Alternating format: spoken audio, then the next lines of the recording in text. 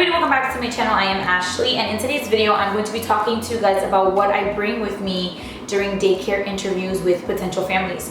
So this is something that I actually just started doing. I've only done one of them, but it went so well. The family told me that they were very impressed, and they did tell me that when they are ready to place their children into daycare, that this was their first and last interview because they know that they want to have their children in my program. So again, I feel like it was very efficient. Everything that I was asked, I had an answer to. And I did bring a lot of things with me to show them. And again, I feel like a lot of this that I brought had a lot to do with how they felt as parents when it came to my program. So I normally don't do daycare interviews. Like, I never have parents, schedule a sit down formal interview with me. I normally give them my address and they come to tour my daycare. And while they're touring, they go ahead and they ask me questions and I ask them questions. But because of COVID, I didn't feel like that was the right way to go about it. I'm gonna be showing you guys everything that I did bring with me.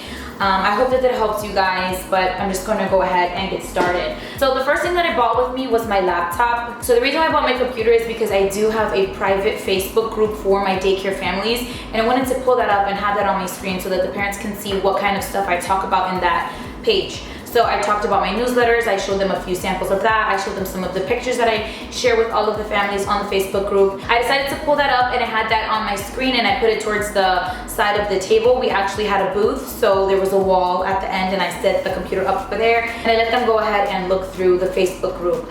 Now, I could have easily given them my phone, but I just, when you give your phone to somebody and then you get text messages and you get calls and you get emails and like your phone's going off and they're like giving it to you so you can check it. Like, I didn't want that to happen. I wanted them to be able to just look through everything. So that is why I had my laptop. So that's the first thing that I brought with me. Another thing that I did bring with me was my curriculum. So this month is September. The time that you guys are watching this, I'm filming in September. And this is my daycare curriculum. I got these binders off of Amazon. I got the covers off of Teachers Pay Teachers. I have everything linked down below because I get a lot of questions on these binders. And I just bought it with me so they can kind of get an idea of what I do in my program. Now, them themselves and a lot of other people, whenever they think of home daycare, they don't think that it's structured. But I wanted them to understand that there is structure to my program. I also let them flip through it so they can get an idea of some of the things that I do with the kids, and they really did like it. I think that they were very impressed with the fact that I did have a curriculum, and then I did also bring more of like an artsy, crafty type of thing.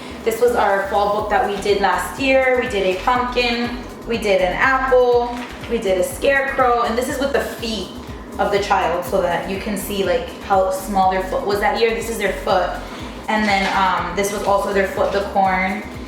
And then I also did like a little photo shoot for the kids.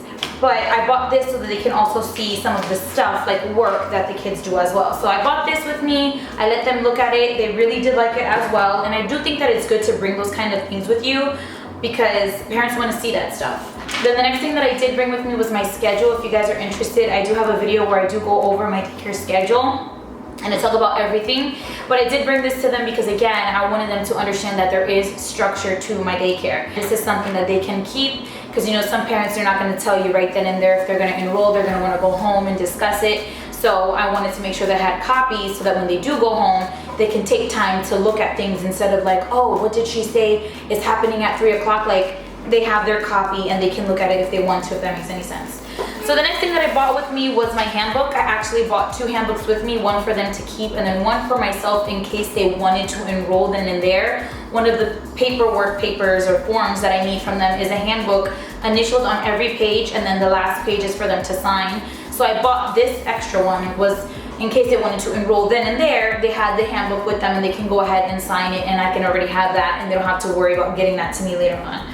So I did go over some policies. I am actually in the process of taking notes to let you guys know about some of the things that I go over during a daycare interview because I really do think that it's really important to talk about a lot of things up front with these parents because some parents, again, have no idea about home daycare. They don't know some of the rules. They might think that they can drop off and pick up whenever they want, and that's not the case, especially with my program. So there are some things that I do go over just to not catch them by surprise when they're in my program because again, you want to have everything up front, especially if you want to have a long relationship with these families. It's better to tell them everything up front than them having to find out things little by little and you expecting them to read every page, you know what I'm saying?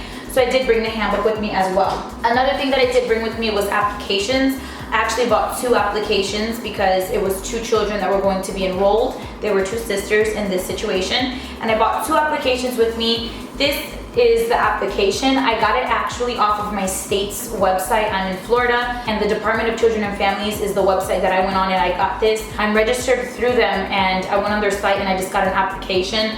It's efficient. It has all of the information that I need on it. So if you guys are not in Florida, maybe check who you're licensed through or who you're registered through. Check their website and they might have something that you can pull from if you didn't already make yours. So I actually bought applications with me as well. The next thing that I did bring with me is my dates of closings. So my sign-in binder is this one right here. You got one. So I actually did bring my sign-in binder, and this sheet is my front sheet, but I actually printed one again so they can have it when they went home. And this sheet basically just has the closings that I am going to be closed for the entire year. This page has all of the dates that I will be closed for the entire year, and they get this in January of every year. So in January of every year, they know about all of the dates that I'm going to be closed, including my 3 weeks of vacation. So I like to give this to the parents again. I don't want them thinking that I call out, you know, hey, I can't work tomorrow. Like, I don't do that. This I'd like to give to them again just because I want everything up front. And then the last thing that I brought with me is my sign-in binder. This is my actual sign-in binder. All of the kids have a tab in here, and if you guys want to see a video on this, I actually already have one filmed and you guys can check it out. But I bought this with me because I wanted to show them what was in it and let them know what they have access to. Like, I do have a handbook in here, my daycare registration is in here, I have newsletters in here as well, and then I also have them signing their child in and out. I showed them an example of a sheet, and then I showed them that next to their signature, I will be taking the temperature and putting it there so they know that we are taking precautions when it comes to COVID.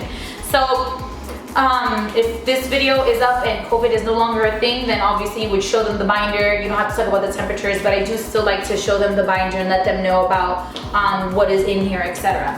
So these are the things that I bought with me to that interview. Again, we met at Chipotle. I made sure to get there on time. I let them know when I was on my way. I also let them know when I was there.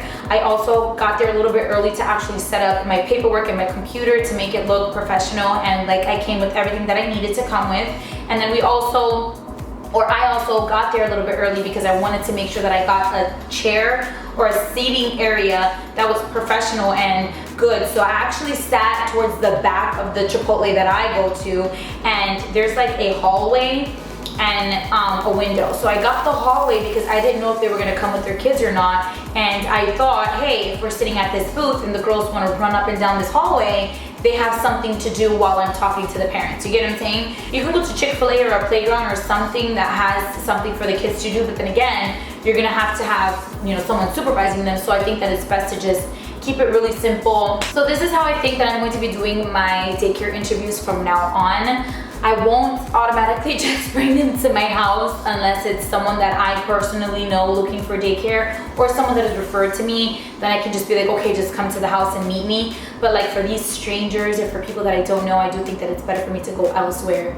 You know what I'm trying to say? So that's what that is. And then at the end of the session, at the end of the interview, if they want to enroll and they want to proceed, then you would schedule your trial day. If you guys are familiar with my trial day, I do have a video all on that if you guys want information on that. But you can schedule your trial day, and then they can go during the trial to look at your program physically, and then you can go ahead and finish the process of enrolling their child if it comes to that point. I think that is all for today's video. I hope that this video was helpful. Let me know how you guys do it, because I know that some people just let them come to the house. Some people only do face-to-face interviews. Like, what is your method? Because I'm curious, and again, I'm learning things every day. So that basically completes today's video. I hope it was helpful. Please subscribe to my channel if you guys have not already, and I'll see you guys in my next video.